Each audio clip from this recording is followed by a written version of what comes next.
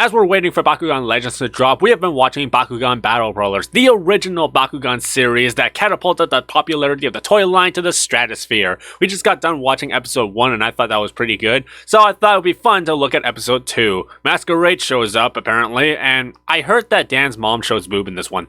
Bakugan Battle Brawlers, the Masquerade Ball. Runo starts out this episode trying to get her Bakugan to talk, and then she gets ambushed in a very badass supervillain entrance by Masquerade. Didn't catch your name. I never said it. Meanwhile, Dan is trying to get Drago to talk at school because common kid problems. He hasn't said one word yet. Or maybe you just made the whole thing up, Danny. Didn't other kids post online everywhere that Bakugan were talking? Dan's Bakugan talking is not out of the question. After recreating a Dick Van Dyke routine, Dan gets in trouble twice with the teacher, all the while Drago keeps monologuing to himself how he has to save Vestroia, illustrating the polar opposite personalities of Dan and Drago. So Runo says Masquerade beat her and took her Bakugan, and now this Masquerade has gone viral all over the Bakugan community because he's been winning battles all over the world, so Dan wants to battle Masquerade to get everyone's Bakugan back.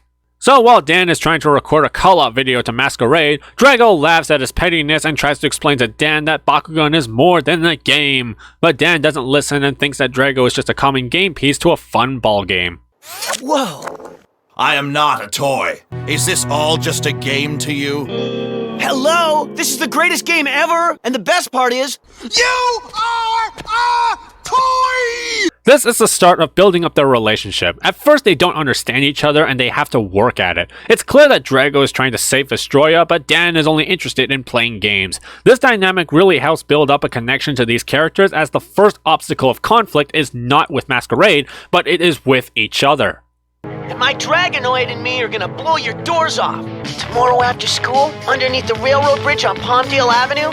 Tomorrow after school? How do you know Masquerade is even in your time zone? After school sounds quite vague. You couldn't have given him an actual time, like 4 p.m. or something?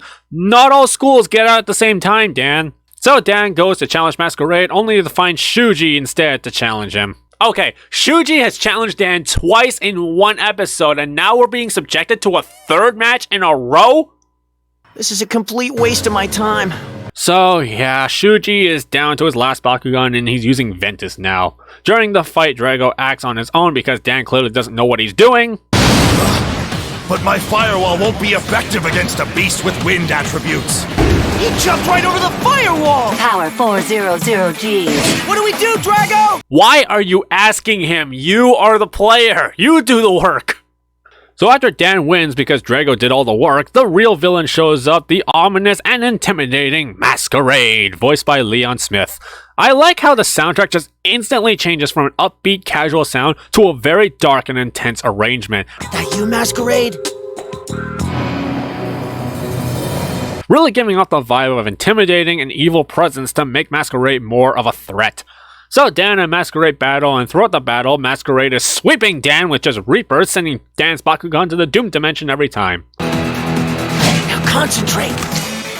This part is what really bothers me about the dubbing, because this part was changed from the Japanese version. Dan was supposed to wonder what that card is and acknowledge it, and instead he's like, now concentrate! Now concentrate.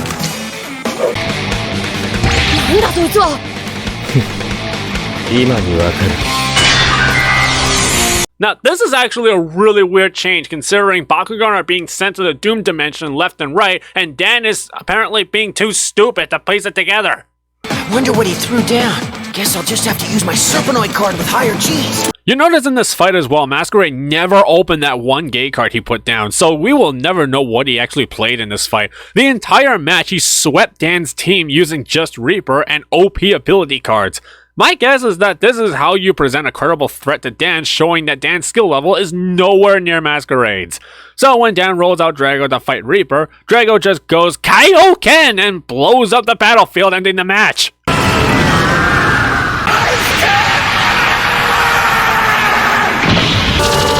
Masquerade leaves, warning Dan that Bakugan is not a game, which was what Drago has been saying the whole time, but Dan, humiliated after suffering his first loss, doesn't listen and still only cares about defeating Masquerade, ending the episode.